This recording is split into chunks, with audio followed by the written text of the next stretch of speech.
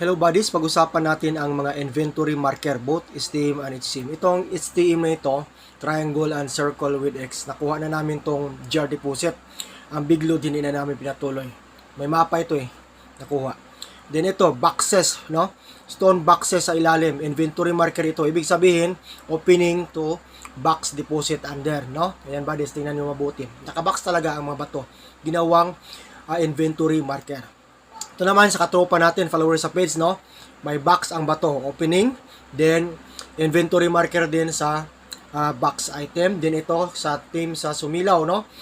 Inside the big boulder, bar sign stone, no? Inventory marker for gold bar. Ito naman sa team Pocket Bill, black stone na parang bar type, no? So, inventory marker ito ng gold bar deposit. Okay? Ito naman tayo sa mga STM. Ito, yan, indication ng drum type deposit pag bilog, no? Or jar type deposit. Yan, bilog yan, buddies. Okay? Pag square naman, ayan, siyempre, alam natin, box under, then cemented box, anything. Basta boxes ang style sa item holder. Ito, tingnan, pag ganyan, alam na natin, big load ito. Then treasure shell, matibay ang shafting nito, buddies. Okay?